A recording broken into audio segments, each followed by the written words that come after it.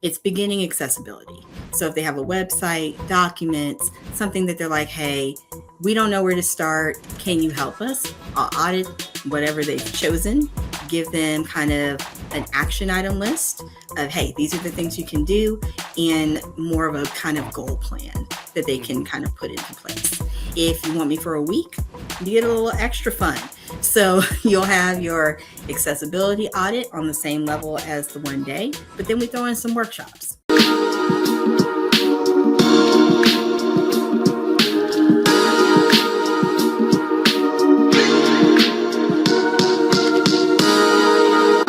What's up? What's going on? Rebecca's in the house. What's going on? How you doing? Good. It's Monday. Yeah. I'm okay with it. Yeah. Yeah. That's good. That's good. I'm excited for this episode. We got a lot to talk about. But first, let everybody know who you are and what you do. So my name is Rebecca Prejean. I actually own a company, and I will say, specialize in accessible design. So that can mean anything from graphic design to multimedia, so videos, regular graphics, animations, the whole range. And we make it so that people that have ADHD, autism, dyslexia, dysgraphia, all the neurodivergent pieces of the rainbow can actually use these things effectively in different organizations. So nothing but a mixed bag of fun is what I say. Yeah. Yeah. What kind of companies do you work with? I work with startups. I work with nonprofits. I work with tech companies.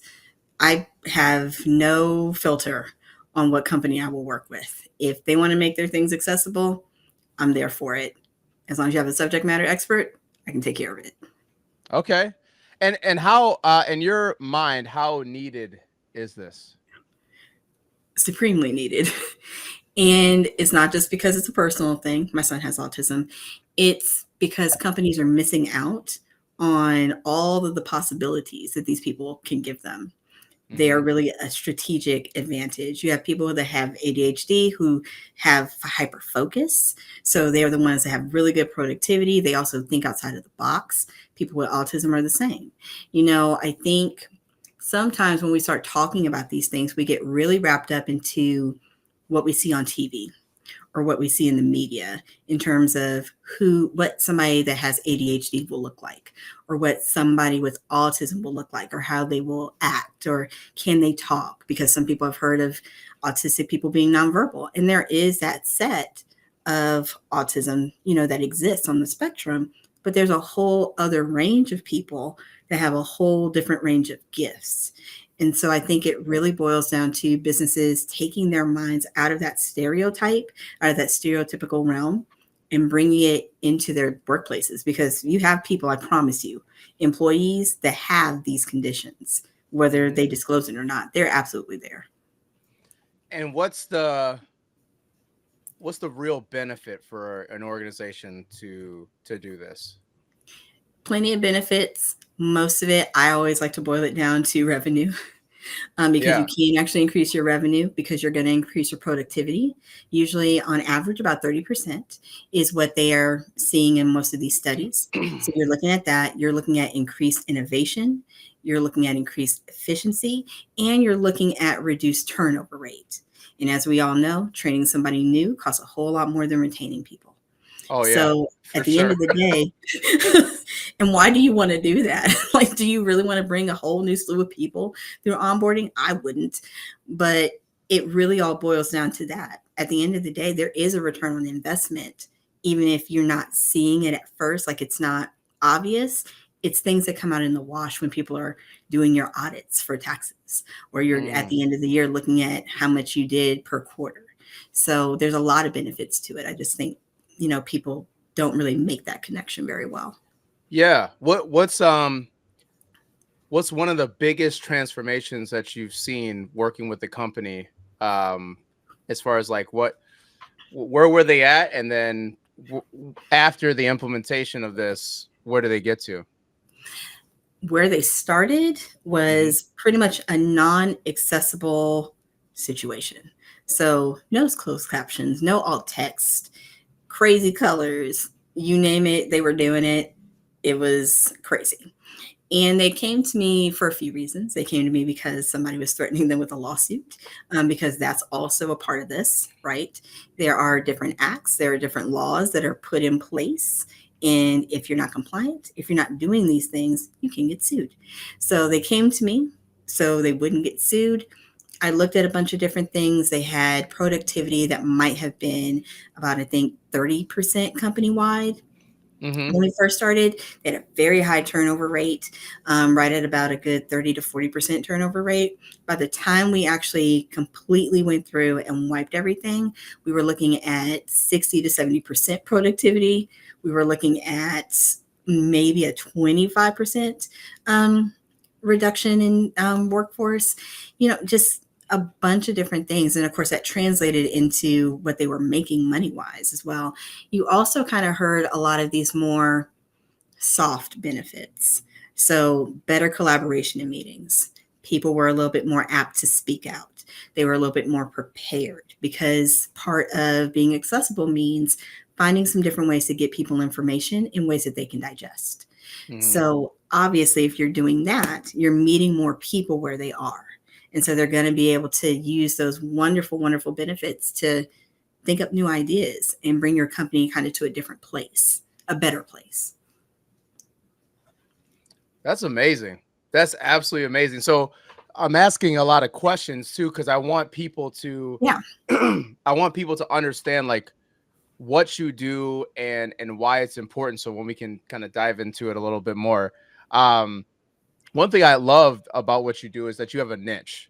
So a lot of designers, the reason why they kind of mess up is that they don't have a niche in what they do. So they're a commodity. They're just like, I mean, what's the difference between choosing them or going on Fiverr? Like it's. I know. I every designer always every designer always does that. They're like, don't say them words. Not Fiverr. I'm like, there are differences, but it's going to be harder to show those differences if unless your portfolio is really great, and then yeah, Right. you probably will be able to do some things. But even at that point, it becomes a more level playing field because if I'm looking for money only, your portfolio might look great, but I'm going to go over here and try this first. Mm-hmm. Mm-hmm. Which they're not your ideal customers, anyways. No, If they're gonna pay you $5. I call it $5 and a headache. $5 and a headache. That's exactly what it is. Like That cheap, combo cheap, deal. cheap prices and a crazy headache at the end of it, and you're just thinking, why did I even do this? Mm-hmm. Like, what was like that was wild. Why Mm-hmm. did I make that decision? Exactly. So how do you, for your business, how do you determine your pricing as a designer? This is a really big issue um in the creative services world where creative people don't know how to charge for what they do. Very, very good question. And for me, it did take a while because I Mm-hmm. was trying some things out. I was like, well, I do all these different things. So let me find an hourly rate that works. And quickly realized that is not the way to go for this because a scope, right? Scope creep. People will say, I want this, like, I want this piece of cake. But in reality, they want the whole cake and they want it decorated and they want it with fondant. Sorry to anybody who's like fondant's nasty, but you get the point. So they so they want it fancy, and then you're ending up with just and tons of money that people are having to spend, and they're like, "Ooh, I didn't expect it to be that much." So for me, I boiled it down to 3 different packages. Now, this is still experimental. We're going to see how it works in the next Okay, few months, let's talk about it. Yeah. but it's been doing okay so far. But like it's like 1 week, no, 1 day, 1 week, and 1 month. So if somebody wants me for a day, essentially, not a big deal. It's beginning accessibility. So if they have a website, documents, something that they're like, hey, we don't know where to start. Can you help us? I'll audit whatever they've chosen, give them kind of an action item list of, hey, these are the things you can do, and more of a kind of goal plan that they Mm-hmm. can kind of put into place. If you want me for a week, you get a little extra fun. So you'll have your accessibility audit on the same level as the 1 day, but then we throw in some workshops. You get to pick about 2 to 3 workshops. I have a list of about 10 that you can choose from, like a menu, and I'll do your workshops for you. We'll talk about neurodiversity. We'll talk about inclusion. We'll talk about accessibility. There's all kinds of options for them. And like I Mm-hmm. said, you still get to do the accessibility piece. And then if you just want a full transformation, not a big deal. We'll do a whole month. You get workshops, you get the accessibility audit, and then you get some more customized things. So you Mm-hmm. can customize with some graphics. You can add in some more video and things like that. I do have some a la carte options if people are like, well, I just want one video. I got that too. But primarily, it's these 3 options that Mm-hmm. people can choose from. And it makes it easier for them to decide because they're not looking at what a lot of designers do, where we're just like, yeah, so I've got this and this and this and this. And before you know it, it's like this treasure trove of stuff. Yeah. You just have to pick from one of the 3. Which No, one? that's fantastic. Man, a lot of good things to break down with that for everybody listening and watching. Um One is I love how you have like the good, better, best model. So that way people can, oftentimes people will choose in the middle if there's 3 options. Also, that you're doing it on value of what you're giving them. It's more of a Yeah. consultative approach instead of like, okay, this design for this many hours and this, consultation, and like it's packaged in a way where you're actually producing results on, and you're meeting the client where they're at, which is incredible. So and you say you've just been trying this now for a few months, you said? Yeah, and if so far Okay. it's been okay. There's always additional questions. I don't think that you're ever going to find a client who doesn't have additional questions. Right. I always say Yeah. if a client doesn't have questions, then you need to be questioning them Yeah. about if they understand what is happening, because you should always have questions, um, from that kind of perspective. But people just find it really easy to kind of navigate. And oddly, they like to pick off the menu of workshops. Like people get really excited about it. And I'm just thinking, I love doing the workshops, so that's fine. Yeah. But I'm like, it's not like I'm going to give you like a 5-piece meal from like a KFC or something necessarily. KFC. Hey, Come I know on. I should have said Popeyes or something else. I was thinking we take it up to like Chili's or TJ Fridays or something at least. Like what? Not Fridays. Fast food, fast food. What? We're in we are in America. People absolutely eat fast food. We eat like we have free health care here. So I know there are people who identify with KFC. All right. So your pricing. How are you? Can you share with us your pricing model of those of each one of those tiers, just so Yeah. people understand? Also, because I think what you do is really unique, where I don't, throughout my day, I don't come across somebody doing the work that you do, but it's so needed. It's so needed. Um, but can you share kind of the pricing model just so people can understand like how you package and how like what's the jump? Yeah. So the first kind of one day is 1,500. And Mm-hmm. I kind of base that off of, yes, we're going to have our consultation kind of thing, our consultative call. But in truth, it's 8 hours. Mm-hmm. Like that's what they got me for. Mm-hmm. So it's not usually going to be a huge amount of work. It's not usually that intensive. So $1,500, not a big deal. Package number 2 is 4,000. Now, if they add on some of these a la carte things, it might skew a bit. But Mm-hmm. again, it's 2 to 3 workshops. A lot of them I already have. I've built before. I've done them before. So I don't have to do like all of the labor intensive part anymore. It's just the Mm-hmm. facilitation piece of it. And of course, the accessibility component. So again, something that really aligns more with, are you doing the labor intensive part, or is it now you're just kind of facilitating in my world? And then for the 30-day, it can range anywhere from $10,000 to $15,000. And Mm-hmm. that's because, again, you have the workshops, you have the accessibility audit component, but then you might end up having that, well, can you make us a video? Mhm. Can you do an animation? Can you make a custom graphic? And that's that stuff that gets time intensive. That's the things that take revisions and rounds and stuff like that. And for me, making an animation, making a video doesn't take horribly long, depending on the length of the video. And we definitely Mhm. talk about the length of the video when we are Right. when we are going through the pricing component. There's no Right. way around that. And I will say for people who are really wondering, at the end of this all, after I've decided what you're going to get, or we've decided in collaboration, I have a very specific process to how that is divvied out to them and how they sign their contracts. Because you get a client time and cost analysis, which breaks all this down. So it's going to tell them exactly what they ordered, exactly what they got, and it's detailed. So this Mm. is why it's priced this way. Each piece is labeled out, and that sounds really time intensive, but it will save you every time. Because then if they're like, well, I thought we purchased this, well, let's go back to that client time Yeah. and cost analysis that you Right. signed.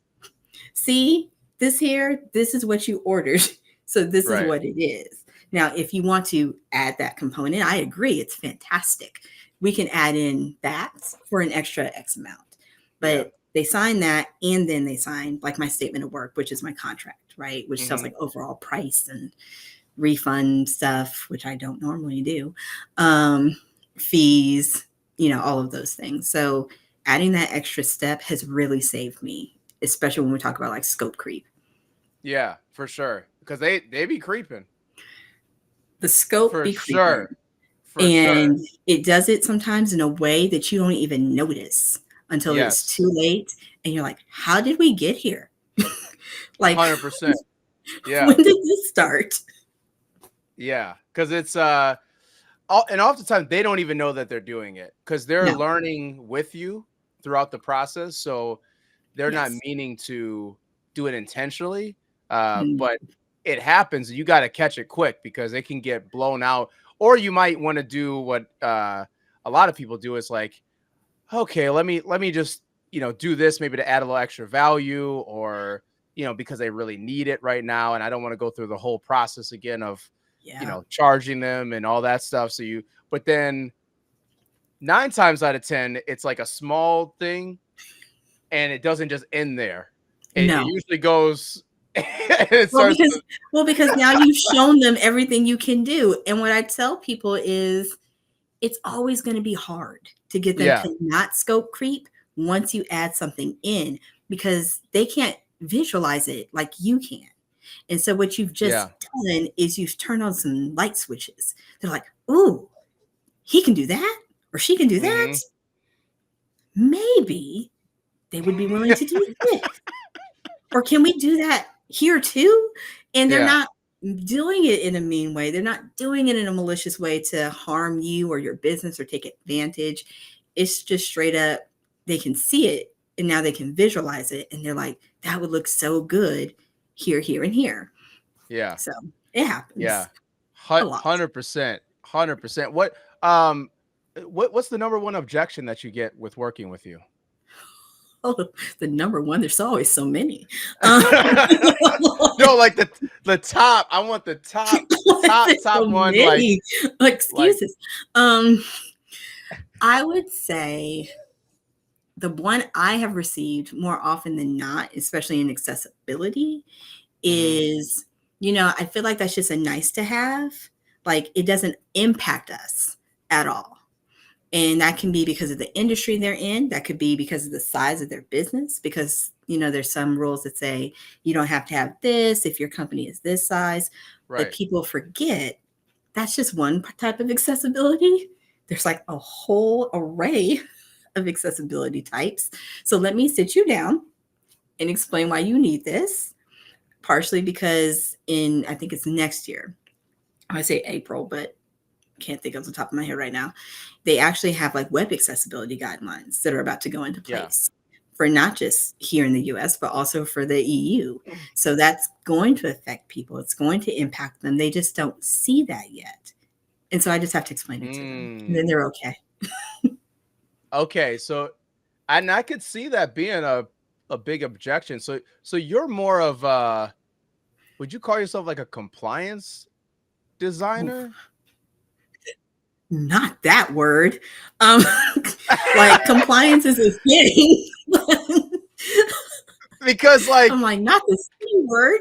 Um, because I'm more thinking of myself in the shoes of the audience that are listening to this. Because like, yeah. so if I own a business, but there's certain guidelines that I need to follow, and I'm not following those guidelines, but you could come in to get me corrected in those guidelines.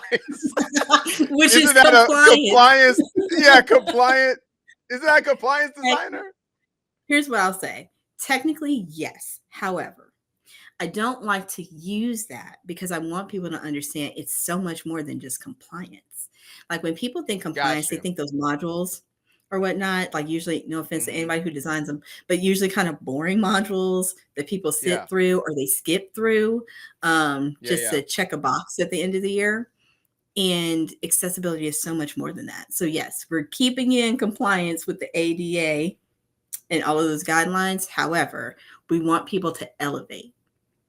We want people to start elevating this idea of accessibility and take it from just, well, I need you for my compliance modules, but I don't know if I need you for my new hire training, to I need to set a foundation. I need to level set with my people, with Mm. my teams, and make sure that I'm supporting them so that they can support me in being successful as a business owner. And that's why you also mentioned in the beginning of this with the revenue, because you're like, Yes. it's revenue producing, and there's 30% uptick in Yeah. revenue if you implement it correctly. Uh, okay, I'm tracking. I'm tracking. This is good. This is good because there's I know there's a lot of people that have these creative services and they're trying to figure out how to package their services, and that's why I think that this episode is going to be really impactful for a lot of people to learn how you package your services and how they could take pieces of what you've done and then be able to apply it to their business. I and I know that you don't want to put it in the compliance bucket, but the one thing I like about that is that it's a need.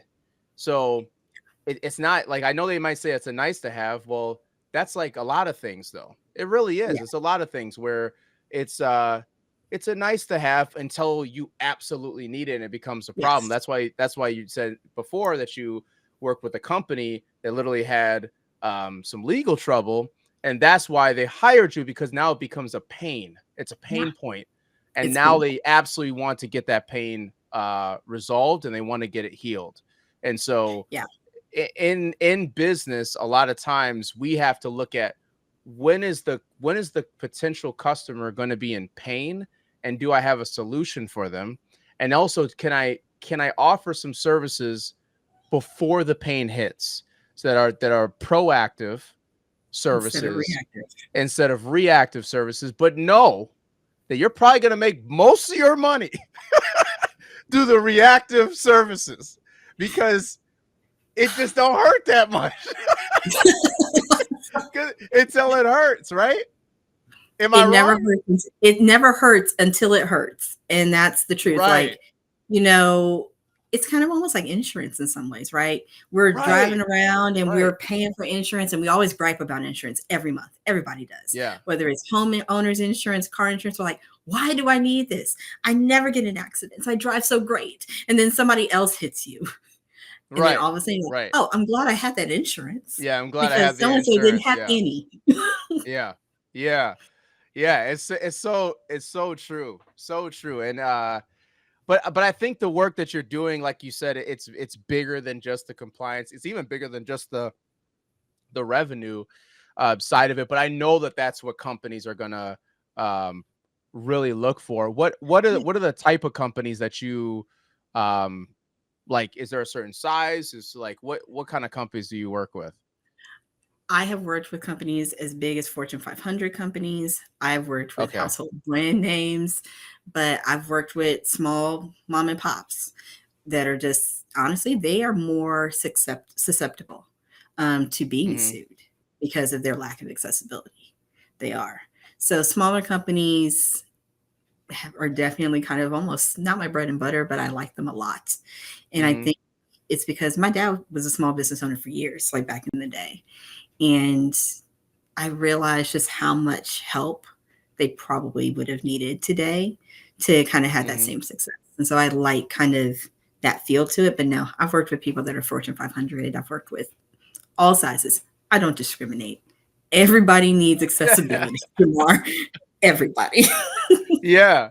No, it's true. Like you should have like a long list of clients. I mean that you can work with, or yeah, yeah. It could be really everybody needs it. Everybody Yes. needs it. Um what was I gonna say? So with this, so you said that there's something coming out next year that this hat, like this is gonna be stamped where you have to have this. Like your websites, anything that's on the web needs to become accessible, folks. And I mean, some people are like, well, I mean, we have so much longer. Can't we just do it like a couple months before and it'll be okay? I'm telling you now, you don't want to do that. You absolutely can. You can Mm. try it. But as we all know, quick costs money.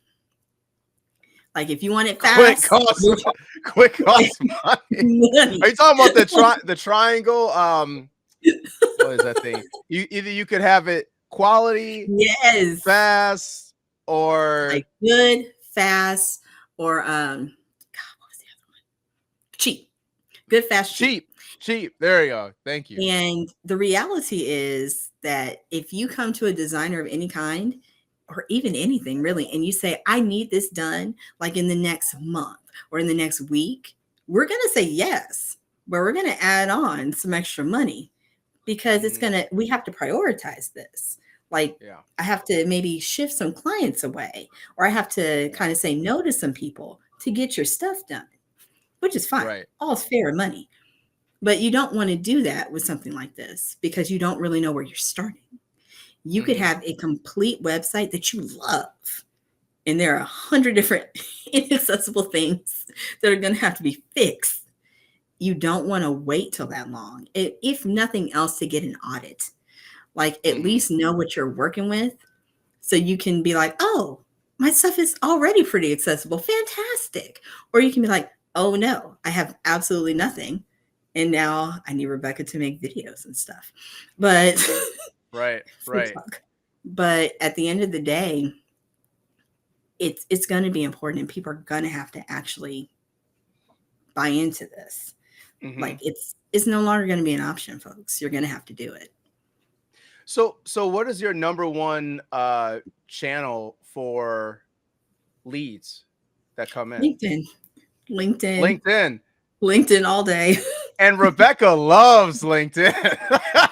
We had this conversation in the green room, Jamar.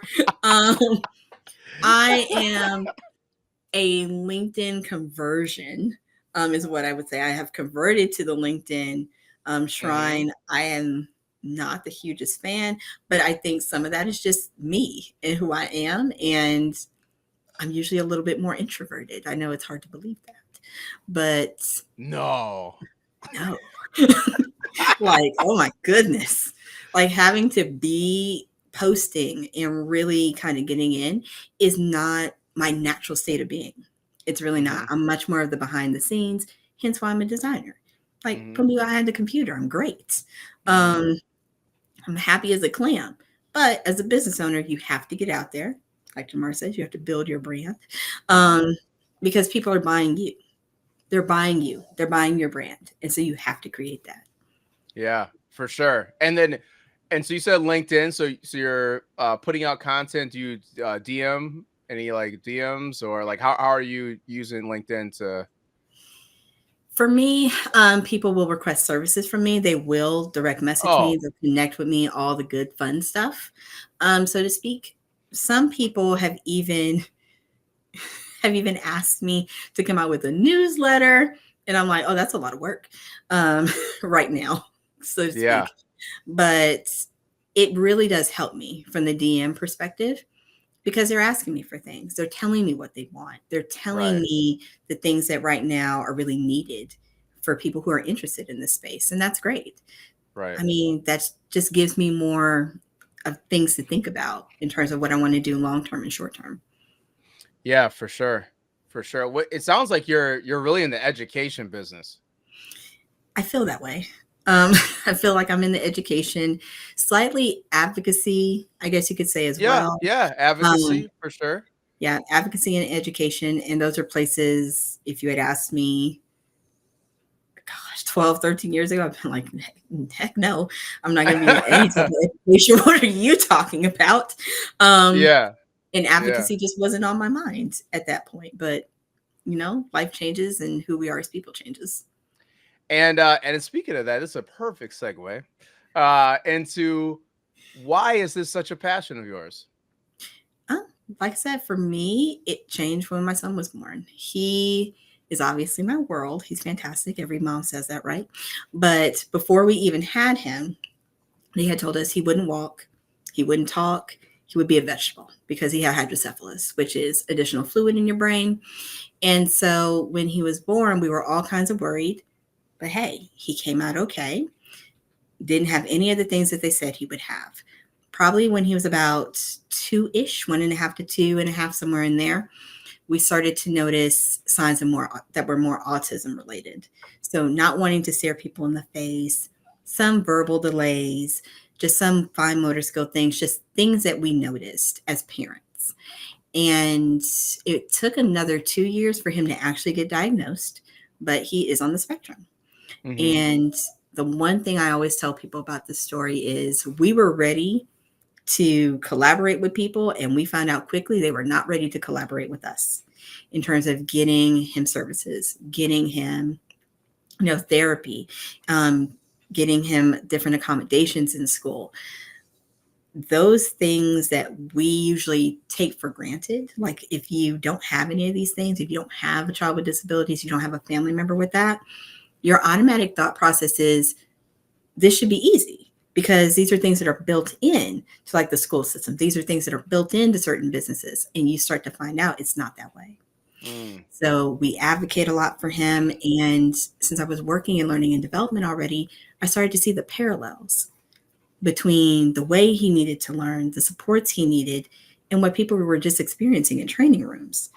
We were telling them, you have to be this good to keep this job and get hmm. through training, but we weren't supplying them with what they needed. We're like pretty much assuming they're cut from the same cloth, and they're not. Everybody's different. Everybody's an individual, right? But there's people who just need a little bit more support. We weren't giving it to them. And instead of that, so instead of supporting, we're in a room like, well, are we going to keep Susie? Because she's struggling in this training class. And I don't know why Mm, she can't get it. So if she doesn't get it on this test, we're going to let her go. And have definitely seen people be fired. I have been in the room when people have been fired. And I tell people all the time, I come from that. So I have not always been aware of disabilities. And that's not something I'm ashamed to say because sometimes you don't know what you don't know. right. You just didn't know. But once I made that connection, I was like, what have I been doing? It was a real Mm, moment of introspection. It was a real moment of awareness for me in terms of what have we been doing? How could I treat people like that just from a human perspective? And it really has spurred me to do more and to do better because once you know more, you do better. That's just the way it is. yeah. So that's why it's personal for me. I've seen it myself. And then I have a neurodivergent butterfly in my house every day, and he keeps me on my toes.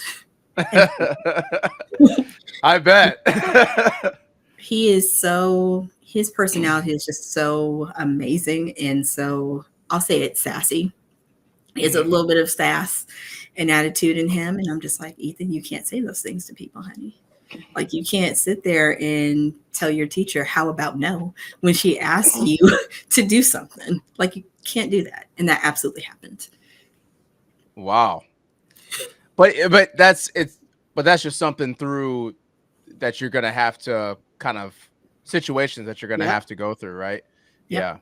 We work it out. And every school year is a little different because, it's different teachers, different kids, different environments.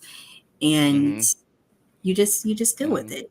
even if he doesn't have like therapies that are available right now because of the wait list being so long. We're just going to figure it out. So I create Wow. lessons for him. I create worksheets for him. I do all the extra things because you got to fill in the gaps. Yeah. And how are you using that story to market your business? Ooh, good question. For me, I usually just relate it to when you see him, if you were just to see him on the outside, you would not know that he's autistic at all, except for like those itty bitty kind of triggers and things that you might think. But I tell people all the time, just because you don't see them as autistic, kind of like we talked about earlier, Hmm. doesn't mean that they're not. Just because you don't see what you think is ADHD doesn't mean that they are not. So essentially, the employees that you have, a lot of them are neurodivergent. A lot of them need Ah. accommodations. They're not saying it because they are scared. They're scared Hmm. of retribution. They're scared of being singled out. They are scared of those things. I see it in my 8-year-old who is singled out. He just doesn't care. Um, Honestly, he's completely like, I don't care. Single me out. That's fine. He likes being the center of attention. But in the Hmm. adult world, we think of things differently, right? We think this job is going to help me keep my house, or this job is going to help me feed my family, feed my kids. And so we don't want to be singled out that way.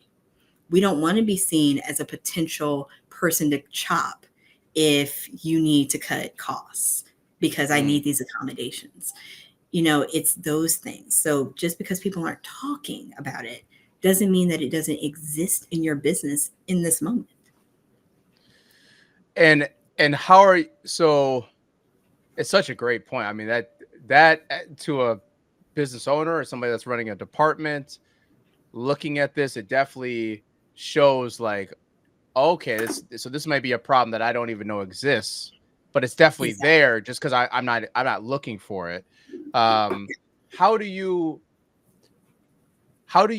put that into your marketing? So like, do you put out videos? Do you put out content? Do you host events? Like, I guess how does that story and that message for these organizations, how does that translate into them finding out about you?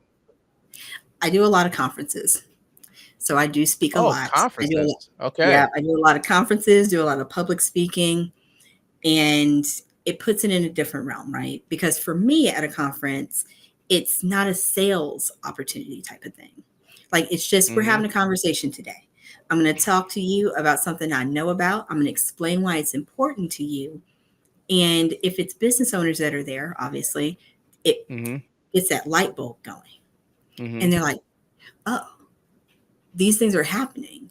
Because some leaders, some business owners, they're not down here all the time. So they're not knowing what employees might be going through, what leaders might be frustrated with, all of these things.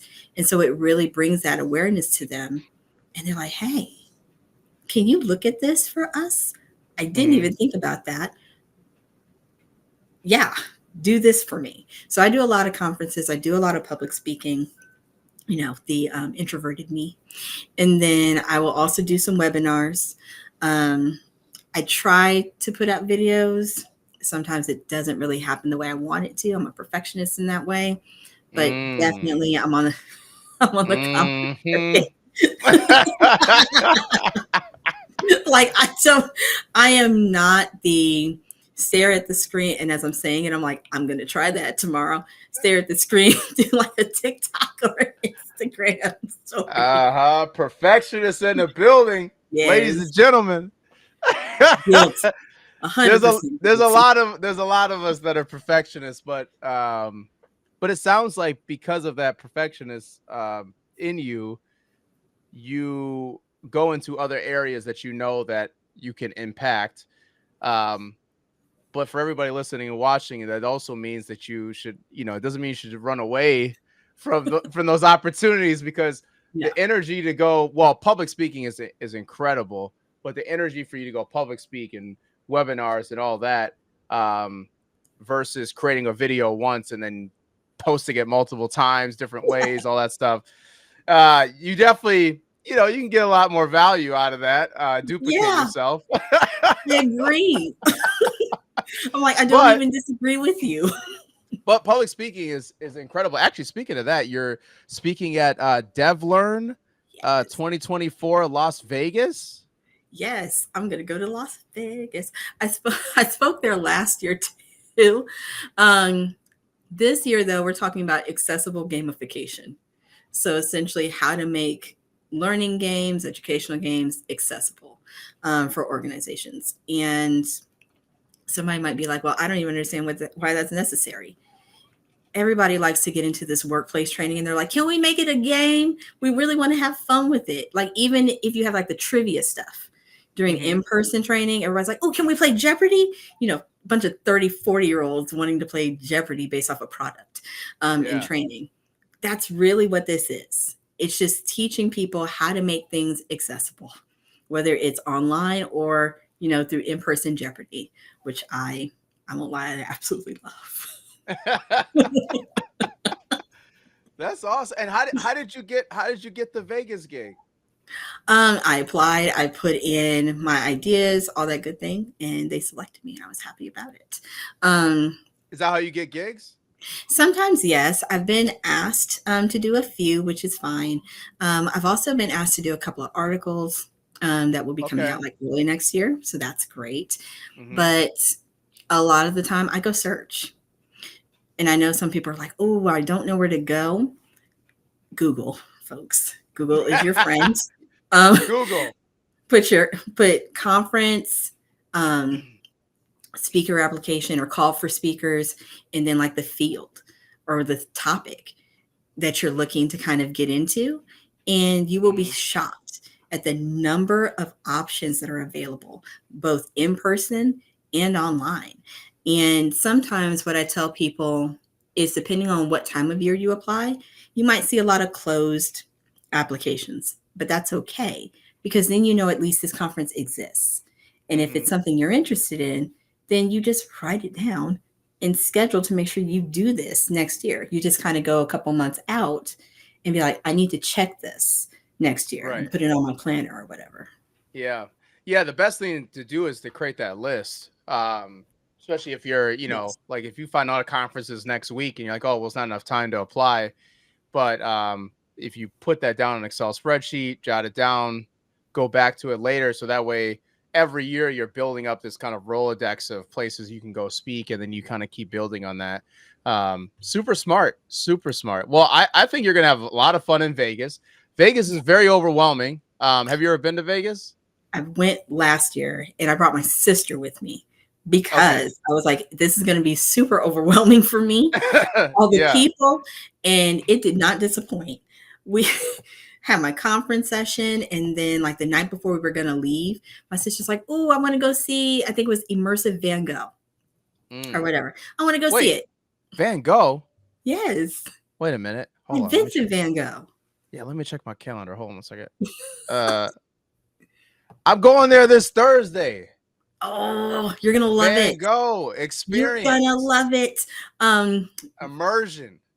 You're gonna love it. I loved it. And I love Vincent Van Gogh. I truly do. He's a madman, but he was a genius. Man, I'm excited now. Like, it was so fun. But when we went to it, we loved it. And then we were going back to our hotel because we stayed at the Venetian.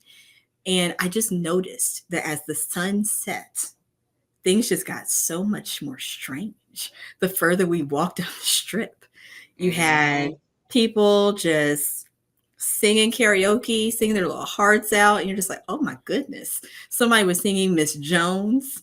And we heard that thing several blocks down the way after we passed that man. You see some violinists, you hear karaoke bars, you see people trying to get you to take tickets to Yeah. things, and you're like, I don't even know what this is. I don't Yeah. want it. It was sensorially overwhelming. Yeah. They come out at night. They come out. The wild comes out at night. I was like, we gotta go. The wild. We gotta go. We gotta get back to the room because this is too much fun. I purposely did not stay out super late, just because Wise I choice. I think it's just the older I get, man. I just don't need to be out there. You know, like I Same. personally I don't judge anybody that wants to go out there, but for me personally, I don't need to be out there. No. During Live the your day, best life. cool. Dinner time, cool. It hits about 9, 10 p.m. 9, 10 p.m. What? That's still late. So to me, I'm Is like, that that's too late late. for you? I'm like, dinner's at 7. We're back I up mean, before 9. oh, before 9. Oh my Like, goodness. what? Yeah, I was gonna say that 10 o'clock's the cutoff. I've heard from there's an Uber driver when I went last year, and he was like 10 o'clock is when it shifts. Just be back in your room, 10 o'clock, and it's every day. It's every day. There's no like slow days. It's every day. Every night it's going down. You can find something.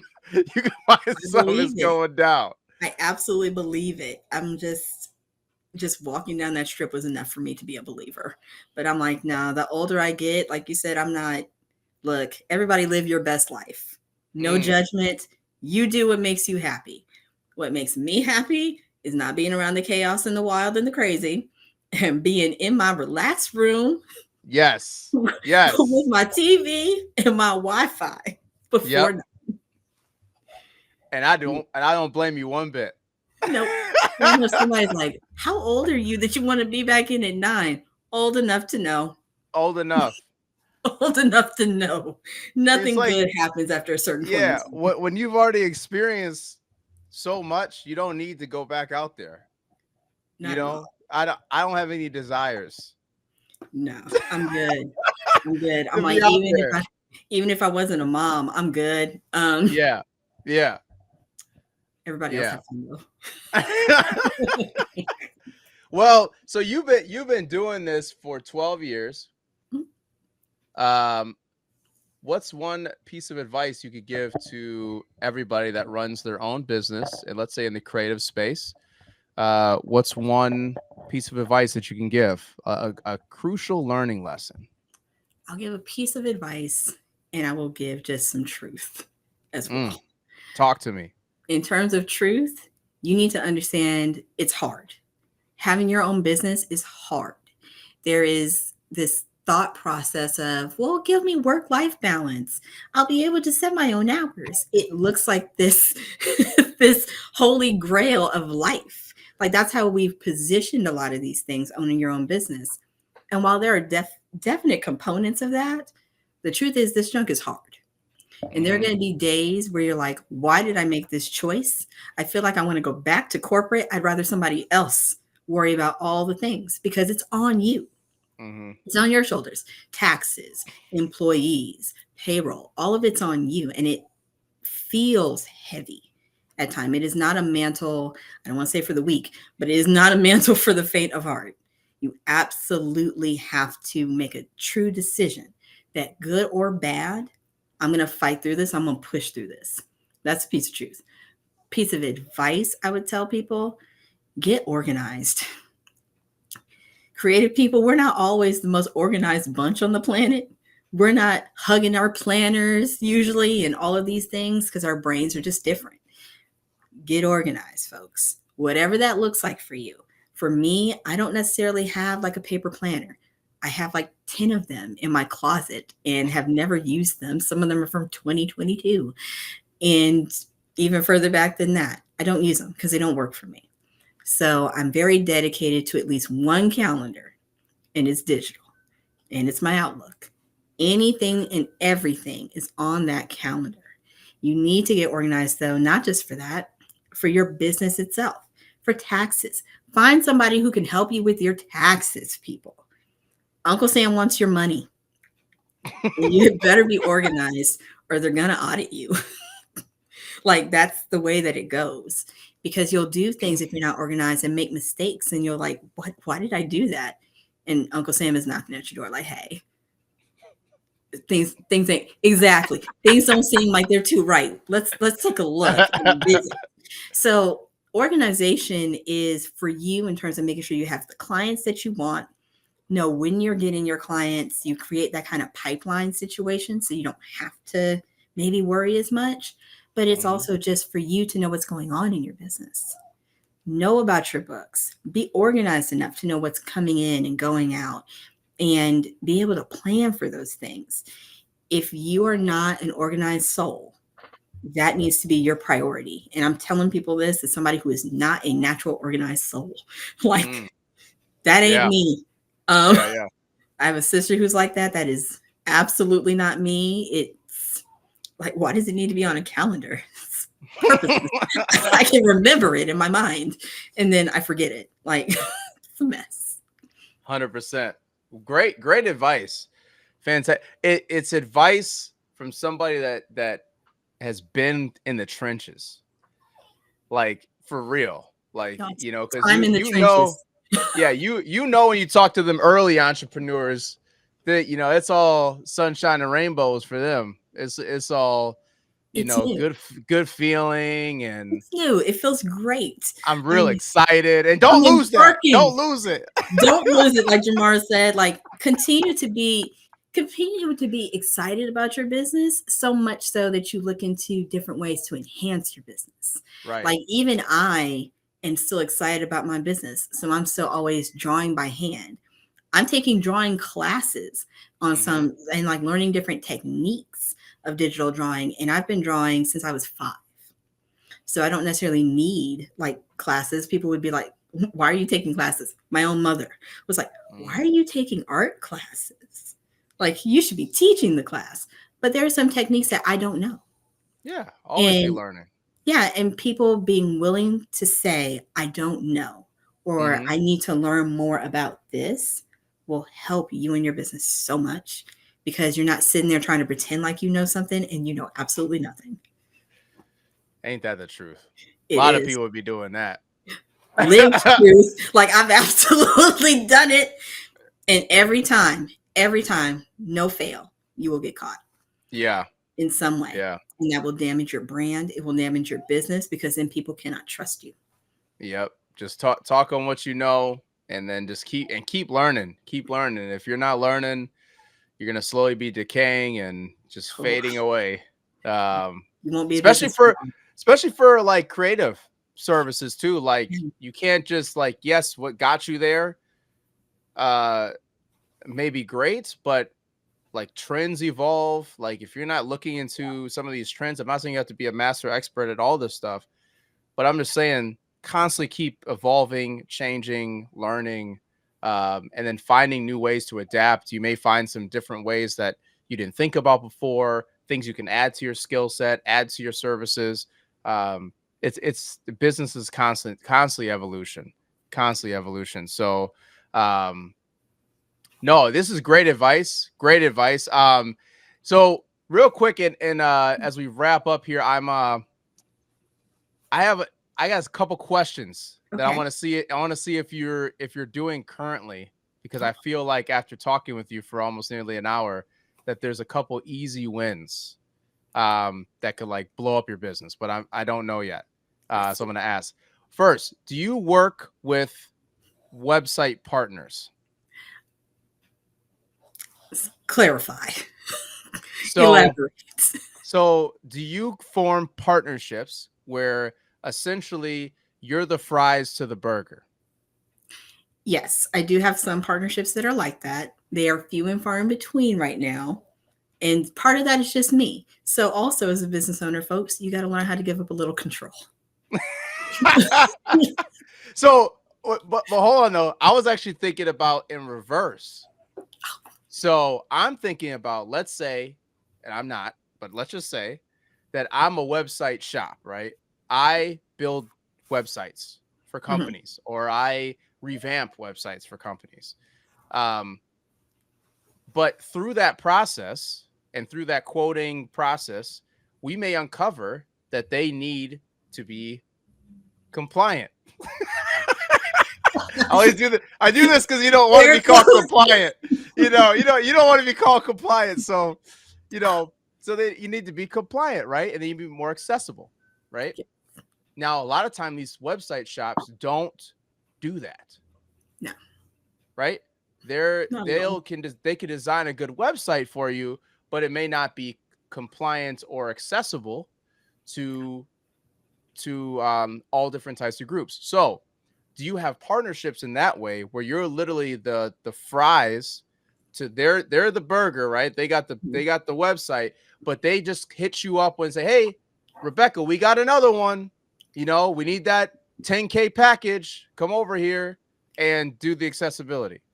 I have just started to get some of those just through networking or whatnot. And Mm-hmm. I've started to see that that's a plausible avenue. As always, keep learning, folks. So I'm going to Mm-hmm. start to try to do more of those because it makes sense.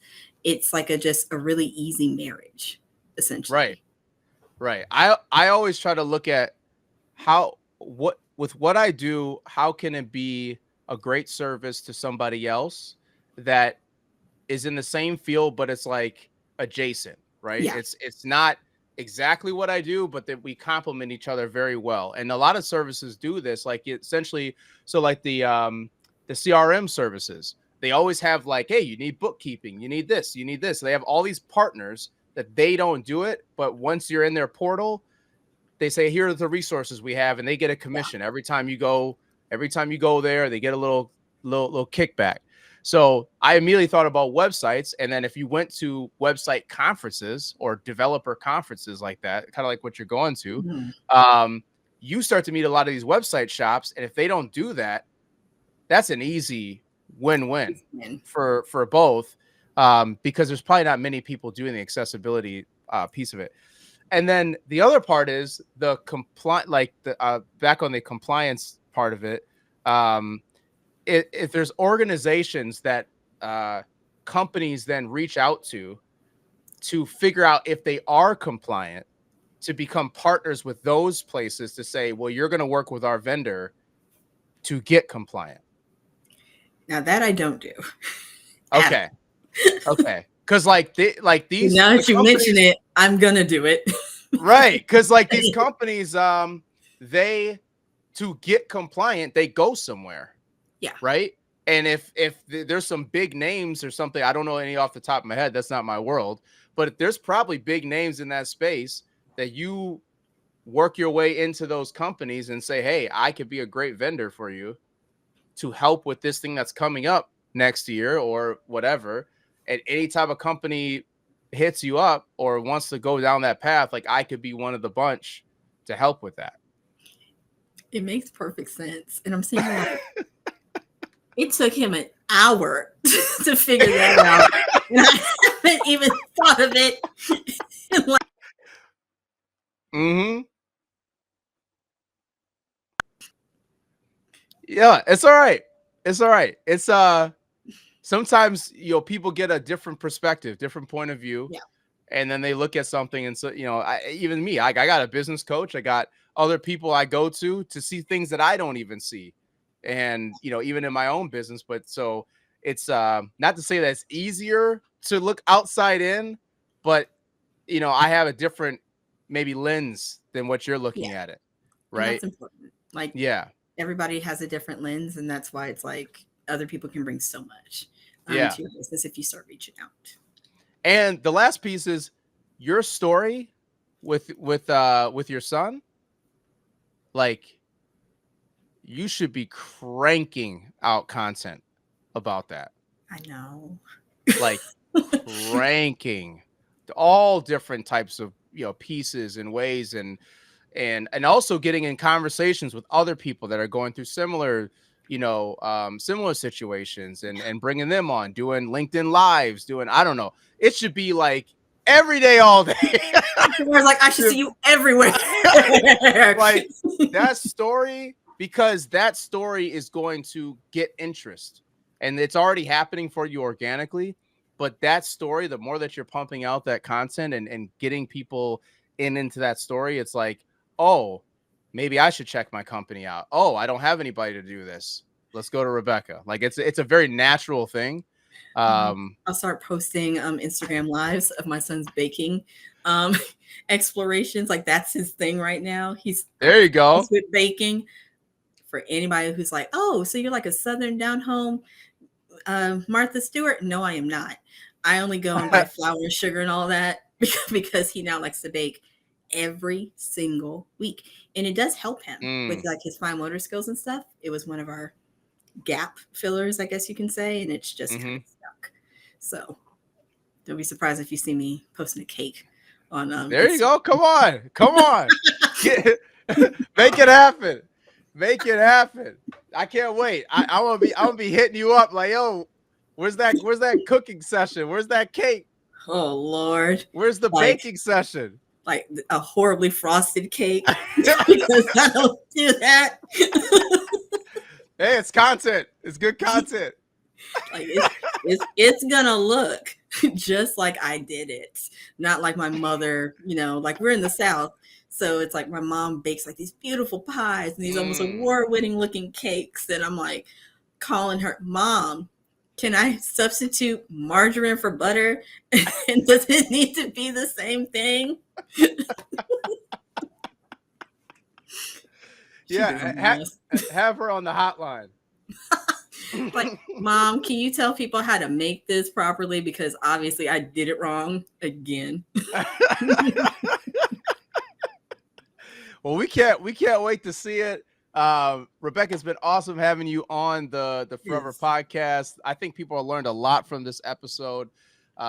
Just a deep dive into your business. Thanks for sharing kind of different ways and approaches to the creative business, but also giving us a lot of insights into accessibility and learning how our companies can become more accessible, and also the impact that really has on people, which is just incredible. We're gonna have all the socials and everything once we actually put this out there for people to find you.